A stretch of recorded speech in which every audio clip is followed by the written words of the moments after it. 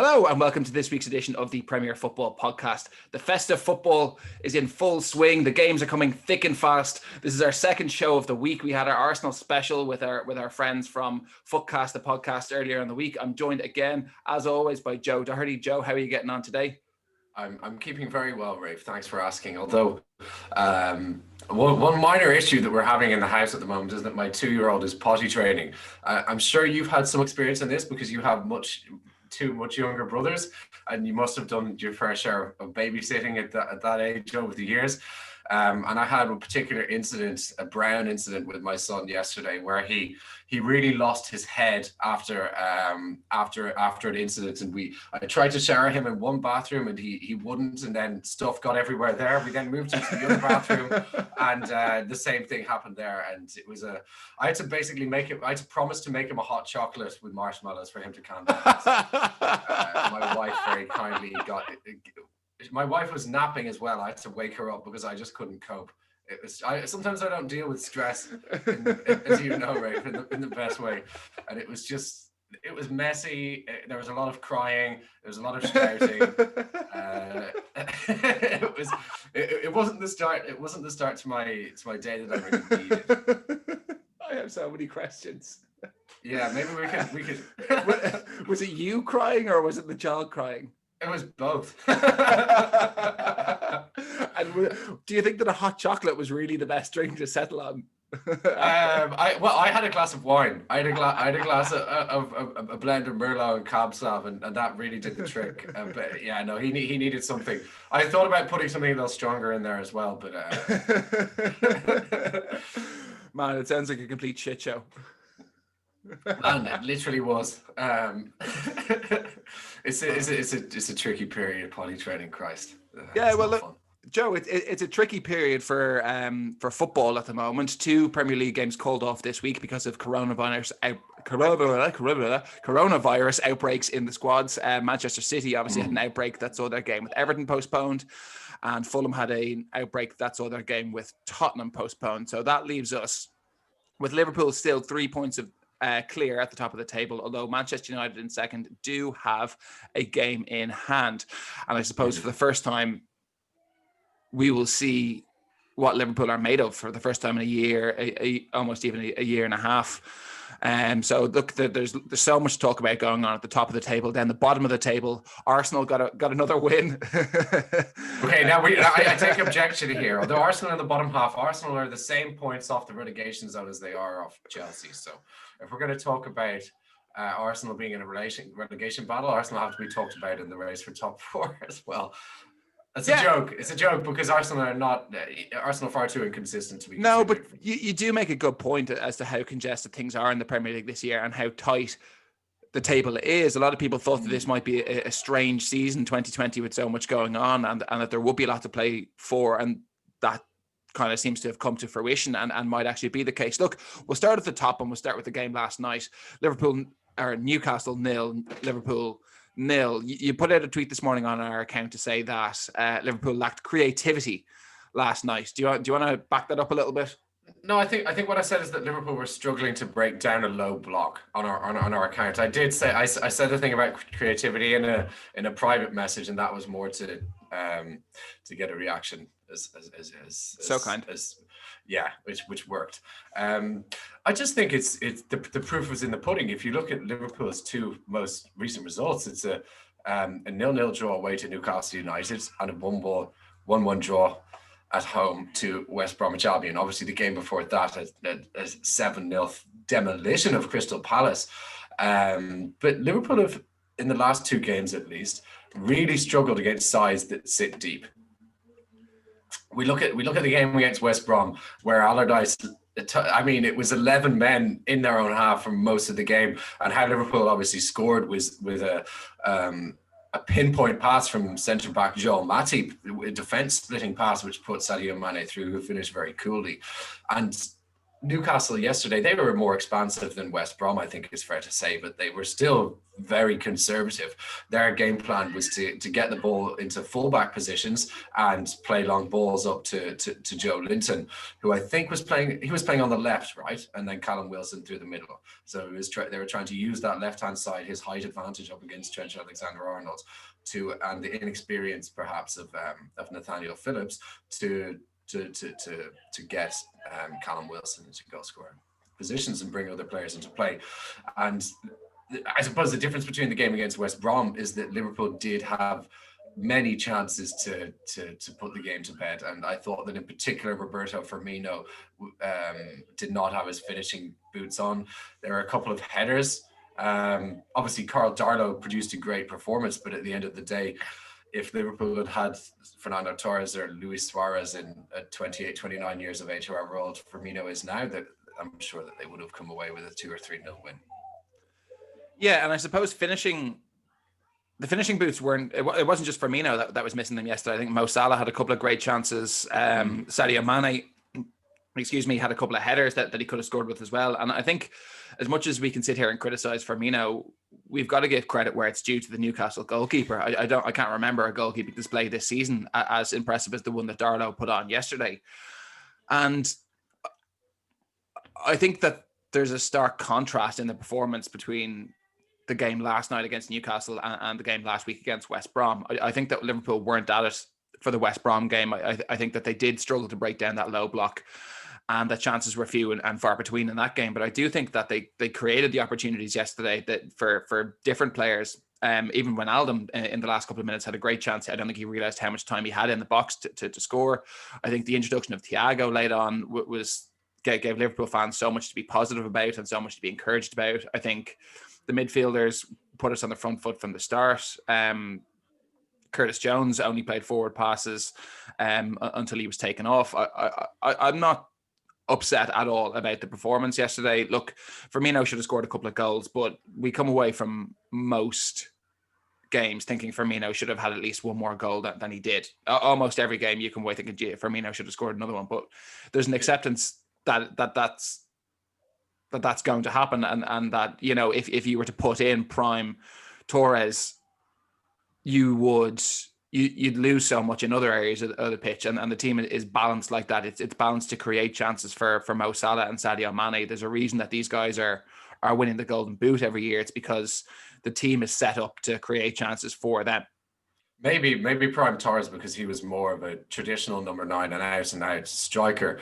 But if you're talking about prime Suarez, I think that is a different beast altogether, and that he obviously had the capacity to play the role that Firmino plays, but also finishing those chances. Yeah, but mate, you can't say is it one? No, I'm not. You can't just drop prime Suarez into any football team and say they'd be better with a world class player like that. Obviously they would. No. My point is more so that Liverpool. Let's not. I don't want to criticize Firmino too much, and I am talking purely about his finishing ability. I'm not discrediting anything else he does, because that would be very naive and foolish and to do so. He's got a fantastic touch. His close control, his dribbling is unbelievable. So is his work rate. He presses relentlessly, and Liverpool's attack and defense even very much starts with him. What I would say though is that Liverpool have got away with him not being a natural finisher because of the form of Sadio Mane and Mohamed Salah over the past 2-3 seasons.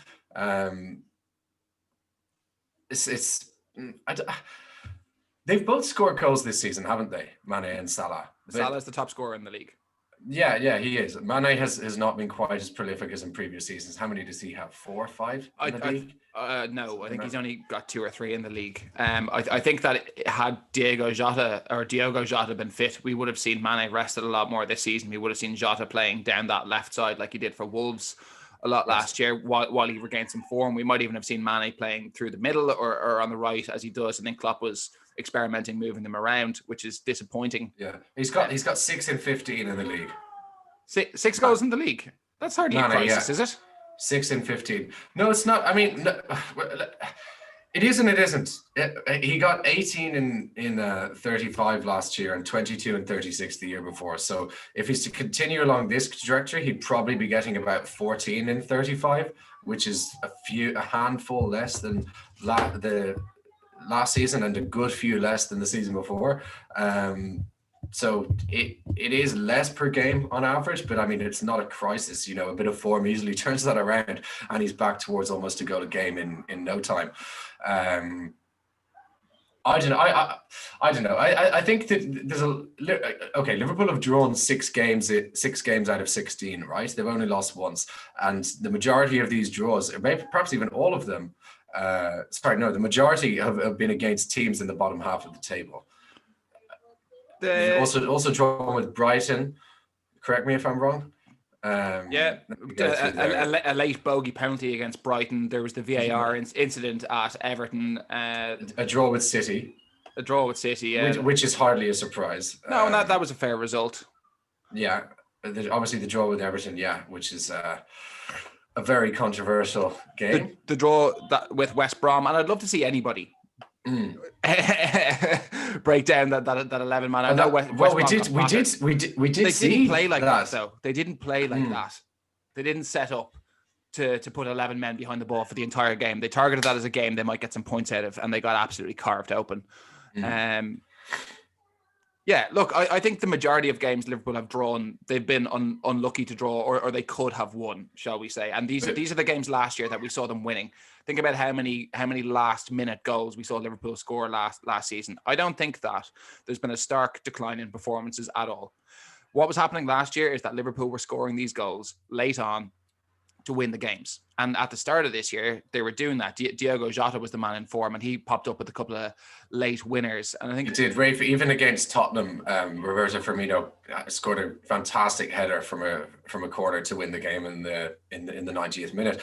I mean, I still think Liverpool are going to win the league, and I agree with your points there that it was just a matter of them not taking all 3 points in the late stages of the game where they did last season.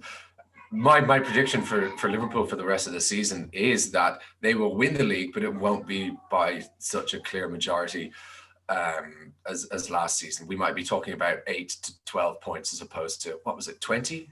Something like that last season? 22 possibly 22, in the end. Yeah, 25. The lead was 25 at one stage. It was cut down to around 20. I'd say it might be 10 points they win the league by this season. They'll still win the league, but it won't be as comfortable, I think.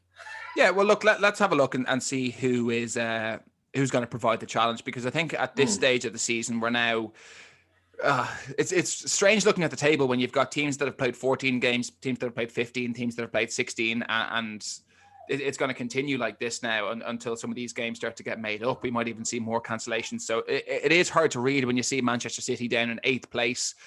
Whereas if you give them 6 points for their 2 games in hand, suddenly they're only 1 point off Liverpool. But at the moment, it's Manchester United that sits 2nd place, 3 points behind Liverpool with a game in hand. Obviously, those teams meet on the 17th of January, and that I think all eyes will be on that to see where we go. I came away from the United match the other day thinking that if Sir Alex Ferguson was still in charge at Old Trafford and they'd scored a dramatic late deflected goal like that off somebody's arse in the 95th minute, people will be saying that was the stuff of champions, you know, that's what title winners do. They win ugly, they get the job done even when they're not playing well.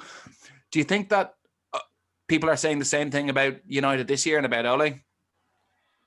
No, they're not, purely because it's Ole. But Manchester, it's difficult with Manchester United because they're a club with such a tradition of doing this and a truly great tradition. Let's not forget that. Obviously, you've mentioned Sir Alex Ferguson, who is, in my opinion, the best, certainly in English football, the best manager of all time. But Solskjaer has this reputation, be it right or wrong, it could be because of how he conducts himself in interviews, because of his track record with Cardiff, the fact that he'd only ever had minor success with a Norwegian club in Molde, and for a large portion of his reign at Manchester United, he seemed quite out of his depth tactically. That the only tactical acumen that he had was to counter-attack against bigger teams and rely on the quality of his forwards against smaller teams. That there was no, I suppose, passages of I still can't think of what Ole ball is. Can you? I can't, like, I see, I know, we know what Klopp does, we know what Pep does, we know what I even know what Arteta does. If you watch a game, the way that Arteta likes to pass the ball around at the back and break the lines, that's what he likes to do. Do you know what Ole does? Ole puts the best players on the pitch and gets the best out of them. You know, he's like Zidane or Ancelotti in that way, where he's not necessarily a football nerd like Klopp is. You know, he doesn't dream about new formations, and he doesn't wake up, you know, excited to put down cones here and have people fitting into a shape. Like, you know, he's all about man management, and he's all about, you know, I don't know, connecting with the players and getting them to buy into the team, you know, and getting them to work hard for each other and getting them to make good decisions and back each other up and give them the belief, because football is a mental game at the end of the day. You know, you're going into battle, and you got to believe that you're going to come out and win games. And if you want to be up the top challenging for things, it's a mindset. And I think that we're starting to see that mindset returning to Old Trafford, and I'm concerned about it, to be honest. Yeah, I can understand that. They also have I really like Bruno Fernandes and Marcus Rashford. I'm not quite sold on Greenwood and Martial. Certainly, they're not in the same class as Fernandes and Rashford. But Fernandes and Rashford, every week, they're the ones coming up with the goods in some way, shape, or form. Absolutely phenomenal players. We knew about Bruno when he arrived, and he's delivered immediately. His form has been impeccable since he joined Manchester United. But I'm more impressed with Rashford and how he's developed under Ole Gunnar Solskjaer.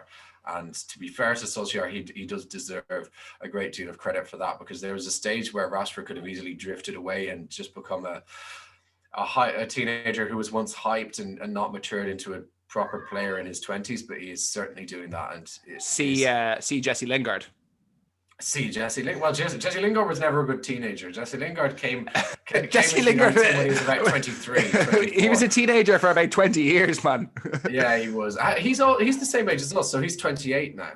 He's 28. It's December 1992. It's the same. He's apparently getting a new contract at Manchester United. I saw that. Yeah, I think that's farcical. They should be trying to get rid of him. He's barely played this season. I mean, he's not in their plans. I can't understand how those reports are coming out. Okay, so Manchester United are good going forwards. They're not great going backwards, but they're getting the job done in a way. They're shutting out. They're conceding few enough goals to continue winning games. They're not keeping clean sheets every single week. They're not devoid of mistakes, but that they're doing a reasonable enough job to allow the forwards to score more than they're conceding. I mean, there's issues in the midfield, but you wonder how long it can go on for, or where do they need to strengthen? You know, is this squad good enough now to go on? I don't know if they have the mentality in the big games. I think we saw them falter in Europe this season in the Champions League. We saw them bottle it on a couple of big occasions, and I suppose that's the big question over this United team. Can they keep it up, and can they actually go and win things? Do they actually have that mentality? Because you look at the likes of Liverpool and Manchester City that have been winning trophies consistently for 2 or 3 years at this stage now. They know that they can do it, and I think Manchester United have to prove to themselves as well as everybody else that they are good enough to go and do it. Yeah, I completely agree. We know about the quality that their forwards possess. Obviously, they have some decent midfielders. Paul Pogba stands out, but he's wildly inconsistent and always has been since he rejoined the club. It's the defence that you worry about.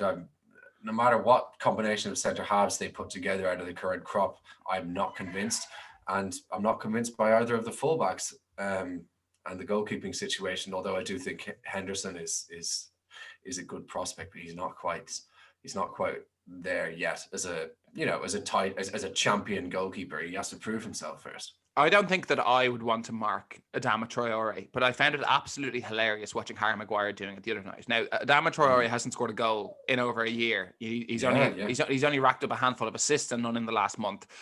He caused Maguire serious issues. I think Maguire fouled him 7 or 8 times. I don't know how he wasn't booked for some of the Because it's crazy Harry tackles. Maguire. It's the same with Harry Kane as well. Those two are untouchable. Nothing happens to them. He fouled him every time he got the ball. Maguire clattered him and looked I know he did, man. exposed. He should have been sent off for 2 yellow cards. Yeah, but I don't know. He didn't look comfortable at all. And Traore is just a complete pace merchant. He's got no product, but he absolutely scared the life out of Maguire. And I think that Maguire can be got at. We saw Nat Phillips, the young Nat Phillips, targeted last night. Do you mean young in? Well, what, 23, 24, yeah. 24. Sorry, inexperienced. We saw the inexperienced Nat Phillips targeted last night for Liverpool by Callum Wilson, who got the better of him. And I think that there will be a host of forwards that fancy themselves with a bit of speed to go past him. So I think that teams will be looking to exploit him, especially when United do come up. They're not afraid to attack these days. And when they do push up the pitch, they do leave a lot of space. And if teams can counter down that left side, United's left side, I think that we might see a few more goals. Can I just say something? United were very fortunate to beat Wolves. They were they were so lucky, and it's not the first time. If we got, Brighton was it the opening day of the second game? I think it was their first game, but it was in the second game week because their first game was postponed for whatever reason. They've had a few very, very, very fortunate results. They're really not great. Let's not get carried away with too much praise here. I can't believe that I was sitting here on Thursday morning reflecting on the United game and the Liverpool game, and United won theirs and Liverpool didn't. I can't. Like, I know that's football. I know it's about putting the ball in the back of the net. But if you look at how the two teams approach those games, how they played, the performances, the chances, I can't believe that United have closed that gap by 2 points, to be honest. I know. Anyway, look, I know. No, I mean, how many times throughout the last few years have we come down to it? Manchester United really need to get, Liverpool. I could think of a couple of draws here and there, but Liverpool usually put Manchester United away in recent seasons. They've usually had way too much quality for them. Yeah, I mean, do this season.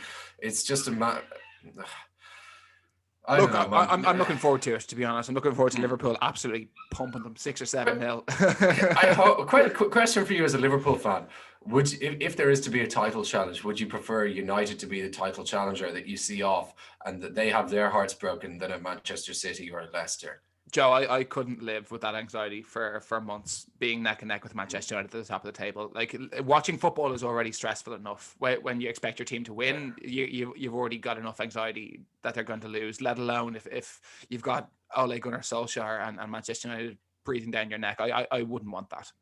We haven't had that for a long time, have we? They can piss off back to mid-table. I'm not interested in that. That's not what I need this year. Right, look, Leicester drew on, was it Monday night or Tuesday, Monday? I think it was.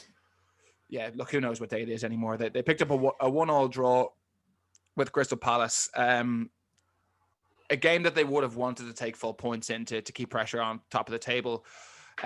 With things being so tight this year, you really feel like points against teams in the bottom half are going to be absolutely crucial come the end of the season.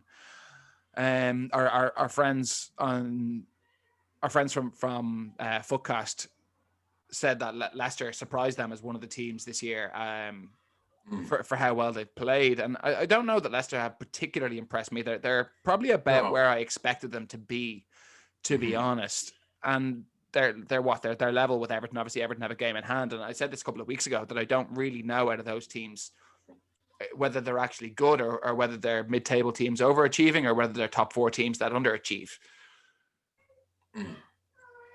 With Leicester, they're definitely where they should be. I think what we've got to look at is the drop off of teams like Chelsea and Arsenal, and I will put Chelsea in that same bracket. If you look at Chelsea's form, they've lost 3 out of their last 5 games. They've drawn 1 and they've won 1. Not even against great teams.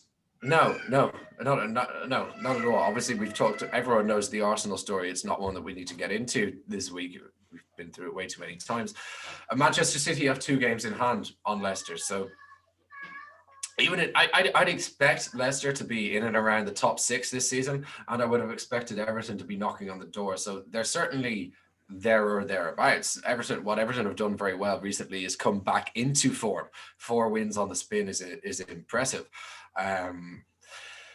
they've had some play. Gylfi Sigurdsson has been huge for them. He was one who was left out at the start of the season, but he's forced his way into this through injuries, I think is fair to say. But he's now, I would say, made himself undroppable. He's become a key player for them, and he's a very good footballer, and I'm quite happy to see that. I was really looking forward to that game the other night, Everton City. I thought that would have been an absolute cracker. Yeah, it would have been. I thought Everton could do them as well. I think a lot of people did. Villa picked up a point against Chelsea. They obviously got that equaliser late on. I continue to think that they've done fantastically well this season. We talk about City winning their game in hand. If Aston Villa win their games in hand, they are also 1 point off Liverpool at the top. So, I mean, Dean Smith is doing a fantastic job there. We spoke about them during the week, about the quality football that they're playing. They're well coached. They're scoring goals. They're not conceding goals. They're winning games. And, long may it continue, because I think they're a pleasure to watch. Chelsea, we touched on there, Joe, underperforming.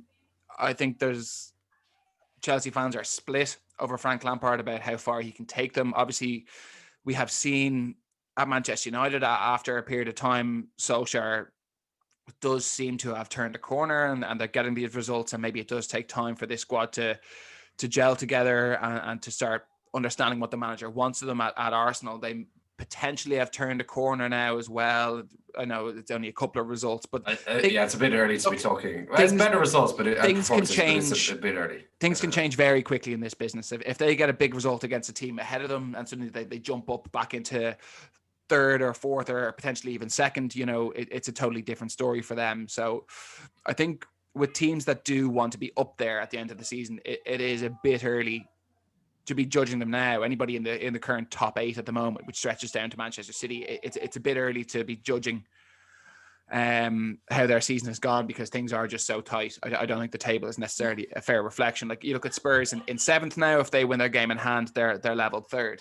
It's such fine margins there. Whereas if they lose that game, it's suddenly a catastrophe. So I think that's what I'm loving about the league right now, is that every game means so much for the table. There's so much fluidity. There's so much up and down. And yeah, look, it's been a really interesting season so far. City, and well, I suppose we can talk about Spurs. For their game was obviously called off last night. City's game was called off as well. Southampton and West Ham drew 0-0, 9th and 10th respectively in the table. That's an interesting result, because I think if one of those teams had won, that would have been a real marker of ambition. Do you know that their form is identical over the last 5 games? It's literally win, draw, loss, draw. So they're in indifferent form, both teams, after being in good form. It just shows how quickly these things can change, because Southampton were up in the top 4 and West Ham were as high as 7th, and now they're upper mid-table. I kind of expect them to be there, but perhaps to fall down a little bit. I don't know. I think there's not too much I can say about Southampton and West Ham. They both exceeded expectations this season. They both, but that's just because they've been so poor in recent seasons. We expect Southampton and West Ham to be 9th, 10th, in and around those positions, don't we? So they're exactly where they should be. I think we expect Southampton to be there. I didn't, at the start of the season, expect West Ham to be there at all. I think a lot of people expected West Ham to be a lot further down the table. So the West Ham, I mean, in theory, because of the money they spend and the history of the football club, you expect West Ham to be higher, but in recent seasons they have been awful, and their owners are often heavily criticized by fans, and quite rightly so. But they seem to have learned their lessons and turned a corner this season, and David Moyes deserves a lot of credit for doing so. Okay, level with West Ham. Let's talk about your second favourite team in the league. Leeds United 5-0 winners again this week, after I referred to Marcelo Bielsa as the Argentinian Ian Holloway last week for the Christmas special. It was a clash of identities, wasn't it? It was conservatism against progressivism coming head to head at the Hawthorns, and my God, I don't know what the head-to-heads between those two clubs were in the Championship last season. I should have perhaps pulled that up, but I was actually surprised to see Leeds win so heavily. I don't think Leeds have been, I don't know, I've been a little bit more disappointed, although their form's all right, 3 in their last 5 games. I think I expect more from them because of how pleasurable they are on the eye. But at the end of the day, there are a lot of games where their style of play is easily picked off. And it is a style of play that can be easily picked off if you are set up to pick it off. And obviously, as we highlighted before we came on, West Brom did not do that. West Brom should have set up exactly how they set up against Liverpool. Yeah, they should have. I know they're at home. I know Leeds, both teams came up from the Championship. Leeds are 10 times the squad that and the manager. I know Allardyce is very good, but his tactics in comparison to Bielsa's tactics, I mean, come on, do me a favor. Allardyce is all about survival, and it's all very well, but the way that Bielsa plays is really quite something. And if you enjoy watching football, I think the argument that Allardyce is as good a coach as Bielsa is as good a tactician. There is no argument to suggest that he is as good a tactician as Bielsa. I think that Bielsa has had that team now for 2.5 years, whereas Allardyce has had that team for 2.5 weeks. So 2.5 minutes, yeah.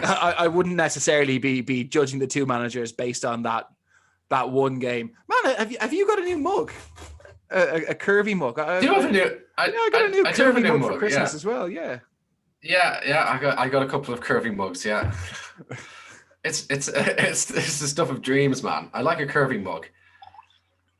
Fantastic. Yeah. Look, it's another good win for Leeds, but they could get pumped 4-0 next week and be back down again. But look, like we said, do you know what? Just to retract a little bit on what I was saying. If I was West Brom and I was given the choice and I was in the bottom three and I had the option of appointing Sam Allardyce or Marcelo Bielsa, I'm taking Sam Allardyce every time. If I'm West Brom and I'm, I don't know, mid-table in the Premier League, I'd take Marcelo Bielsa over Sam Allardyce, I suppose. Different styles of managers for different occasions, Rafe. Thanks, Joe. Wolves find themselves 2 points behind West Ham and Leeds after that defeat to United. They have really struggled without Raul Jimenez. I know that they've had good young players coming in. Neto's looked okay. And what's the Silva. Fabio Silva, isn't it? He looks quite Silva, good. Yeah. He looks quite exciting. His movement is very good. He's quick. His finishing just isn't quite there. What?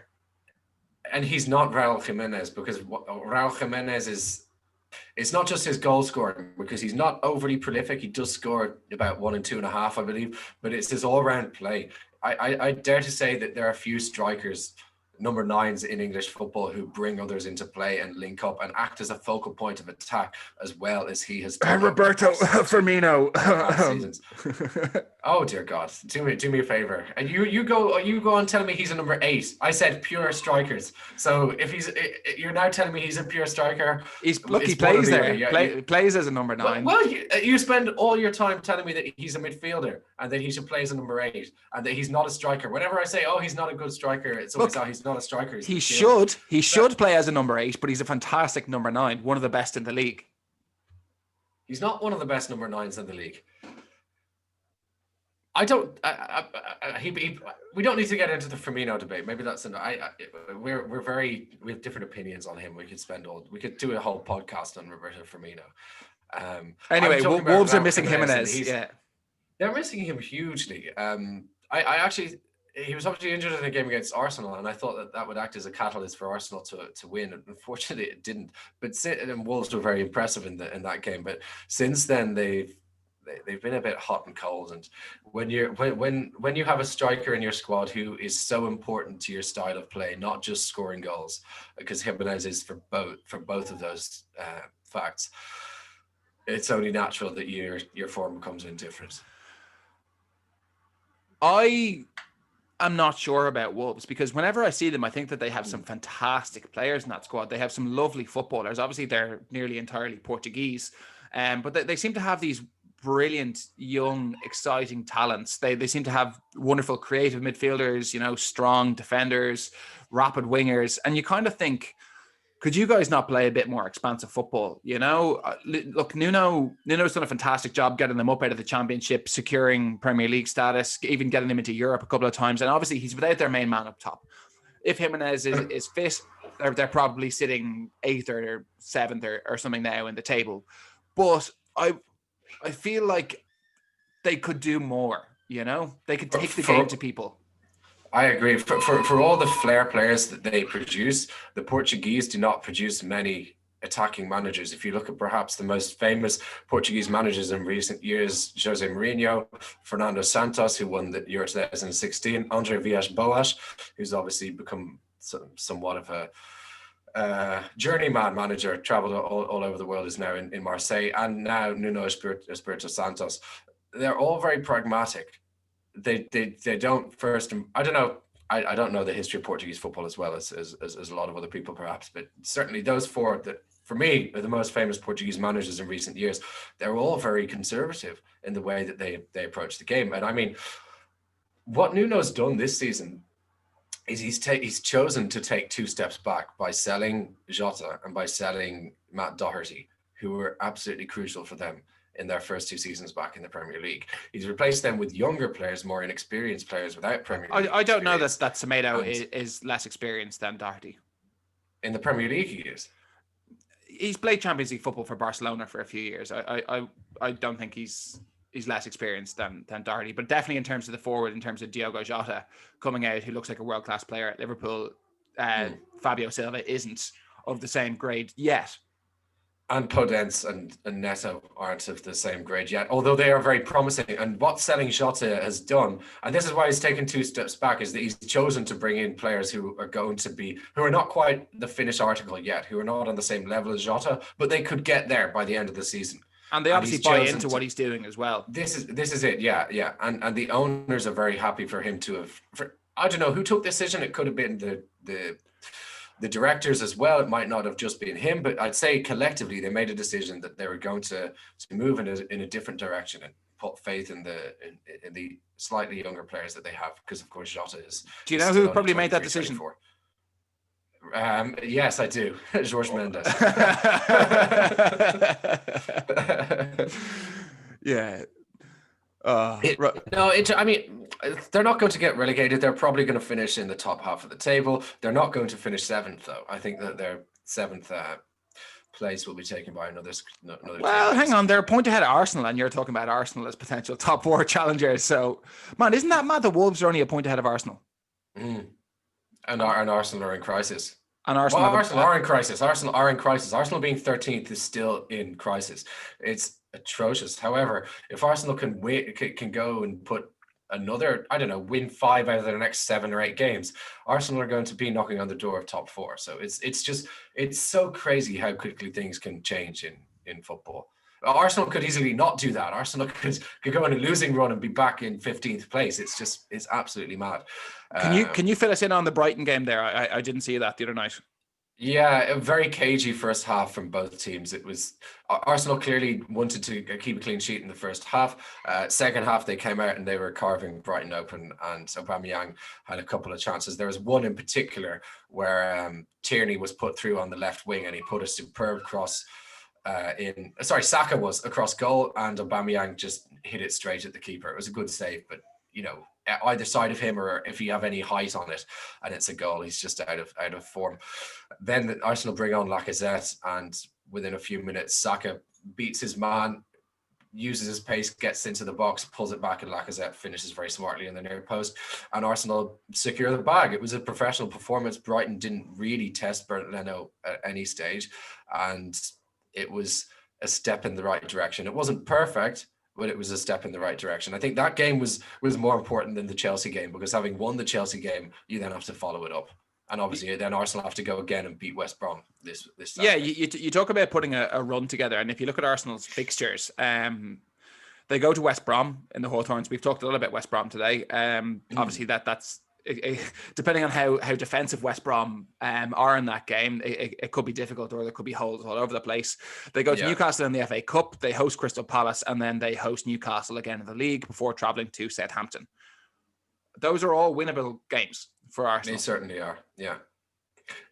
Imagine if Arsenal come out with wins in all of those games, or say they draw against Crystal Palace or Southampton but win the rest. That puts that would be 4 wins and a draw. That would be 13 points. That would be 33 points. And you'd imagine that would put Arsenal back in contention for the Europa League at least. And then on the 30th of January, they host Manchester United before playing Wolves 2 days later, Villa 2 days later. And at that stage, if Arsenal are up there winning games, suddenly the push for the top four is back on. And that's how quickly these things can change.